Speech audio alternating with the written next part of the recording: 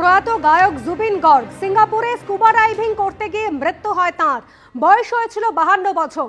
পুরুষোত্তম পণ্ডিত আমাদের প্রতিনিধি রয়েছেন আমাদের সঙ্গে টেলিফোন লাইনে। পুরুষোত্তম, কিভাবে মৃত্যু হলো গায়কের? দেখো, যেটা জানা যাচ্ছে এই মুহূর্তে যে সিঙ্গাপুরে নর্থ ইস্ট ফেস্টিভ্যালে গানের অনুষ্ঠানে যোগ দিতে গিয়েছিলেন জুবিন গর্গ, এবং সেখানে পৌঁছানোর পর যিনি তার অনুষ্ঠান ছিল অর্থাৎ আগামীকাল, এবং তার আগেই তিনি সিঙ্গাপুরে স্কুবা ডাইভিং করতে যান, এবং স্কুবা ডাইভিং করার সময় তিনি অসুস্থ হয়ে পড়েন এবং সেখানেই তিনি জলে তলিয়ে যান, এবং পুলিশ তখন তাকে সেখান থেকে উদ্ধার করে নিকটবর্তী একটি হাসপাতালে নিয়ে যায়।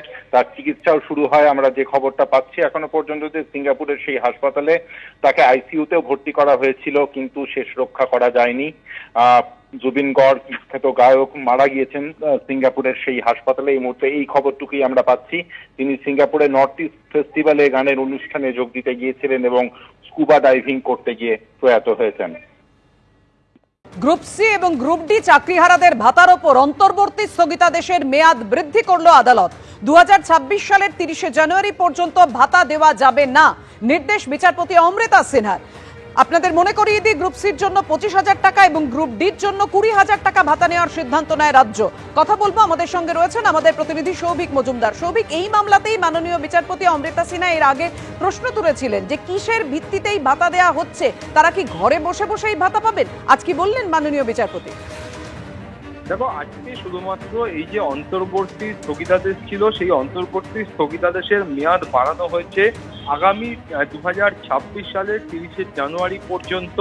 এই যে ভাতা দেওয়ার সিদ্ধান্ত রাজ্য সরকার গ্রহণ করেছিল, সেই সিদ্ধান্তের ওপর অন্তর্বর্তী স্থগিতাদেশ বহাল থাকবে। অর্থাৎ আগামী বছরের 30 জানুয়ারি পর্যন্ত কোনো রকম ভাতা দেওয়া চলবে না। তুমি জানো যে গ্রুপ সি এবং গ্রুপ ডিতে যারা চাকরি হারিয়েছেন তাদের জন্য সরকারের তরফ থেকে ঘোষণা করা হয় যে যারা গ্রুপ সিতে কর্মরত ছিলেন তাদেরকে 25,000 টাকা ভাতা দেওয়া হবে, এবং তারপরে যারা গ্রুপ ডিতে চাকরি করতেন তাদের জন্য 20,000 টাকা ভাতা দেওয়া হবে। ফলে এই সিদ্ধান্ত যখন সরকার গ্রহণ করে, তারপরেই কলকাতা হাইকোর্টের মাননীয় বিচারপতি অমৃতা সিনহার এজলাসে মামলা হয়, এবং সেই মামলার প্রেক্ষিতে কলকাতা হাইকোর্টের তরফ থেকে স্পষ্টত জানানো হয় যে কোনোভাবেই এই ভাতা দেওয়ার সিদ্ধান্ত গ্রহণযোগ্য নয়। ফলে সেই ভাতা দেওয়ার সিদ্ধান্তের উপর অন্তর্বর্তী স্থগিতাদেশ দেওয়া হয়। মাননীয় বিচারপতি অমৃতা সিনহা সেই সময় প্রশ্ন করেছিলেন যে এই যে ব্যক্তিরা যাদেরকে ভাতা দেওয়ার সিদ্ধান্ত গ্রহণ করা হচ্ছে, এদেরকে ভাতা দেওয়ার সিদ্ধান্ত কেন গ্রহণ করা হলো, এবং এই যে 20,000 টাকা এবং 25,000 টাকার যে অঙ্ক নির্ধারণ করা হয়েছে, সেই অঙ্কটাই বা কিসের ভিত্তিতে নির্ধারণ করা হলো, এবং এই যে কিছু ব্যক্তিকে যারা চাকরি হারিয়েছেন এবং যাদের আবেদনে সুপ্রিম কোর্ট পর্যন্ত সাড়া দেয়নি, সেই ব্যক্তিদের কেন ঘরে বসিয়ে টাকা দেওয়া হবে এবং তাদের বিনিময়ে সরকার কি পাবে, এই ধরনের একাধিক প্রশ্ন মাননীয় বিচারপতি অমৃতা সিনহা করেছিলেন। এবং যেই প্রশ্নের পরিপ্রেক্ষিতে আমরা দেখতে পেয়েছিলাম যে সরকারের তরফে বক্তব্য ছিল যে এই ধরনের বিশেষ অনুদানের বন্দোবস্ত সরকারের বাজেটে আছে, এবং সরকার এর আগেও দুর্গাপুজো থেকে শুরু করে একাধিক ক্ষেত্রে এই অনুদান প্রদান করেছে বলে সরকারি আইনজীবীরা সওয়াল করেন। ফলে সব মিলিয়ে এই ধরনের সওয়াল সরকারের তরফ থেকে করা হলেও সেটা কিন্তু মাননীয় বিচারপতি অমৃতা সিনহা গ্রহণ করেননি। তিনি একটা অন্তর্বর্তী স্থগিতাদেশ জারি করে বলেছিলেন যে এই সিদ্ধান্তকে কার্যকর করা চলবে না, বলবৎ করা চলবে না।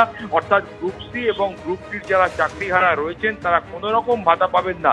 এরপরে আমরা দেখতে পেলাম যে এই যে গোটা ঘটনার ক্ষেত্রে যে অন্তর্বর্তী স্থগিতাদেশটা দেওয়া হয়েছিল তার মেয়াদ কিন্তু শেষ হয়ে আসছিল। ফলে আজকে আবার এই মামলার যখন বিচার প্রক্রিয়া শুরু হয়, সেই সময় শুধুমাত্র এই অন্তর্বর্তী স্থগিতাদেশের মেয়াদ বাড়িয়ে আগামী বছর পর্যন্ত করা হয়েছে। তোমার মনে থাকবে যে নতুন যে নিয়োগ প্রক্রিয়া রয়েছে, সেই নিয়োগ প্রক্রিয়া শেষ করার জন্য মাননীয় বিচারপতিরা অর্থাৎ সুপ্রিম কোর্টের বিচারপতিরা তারা এবছরের 31 ডিসেম্বর পর্যন্ত সময় বেঁধে দিয়েছেন। অর্থাৎ এই সময়ের মধ্যে গোটা নিয়োগ প্রক্রিয়া শেষ করতে হবে। সব আইনজীবীদের বক্তব্য হলো সম্ভবত সেই কারণেই এই গোটা যে অন্তর্বর্তী নির্দেশের মেয়াদটা সেটা কিন্তু জানুয়ারি মাসের 30 তারিখ পর্যন্ত বাড়ানো হয়েছে। ভাবিয়া, ধন্যবাদ তোমায়।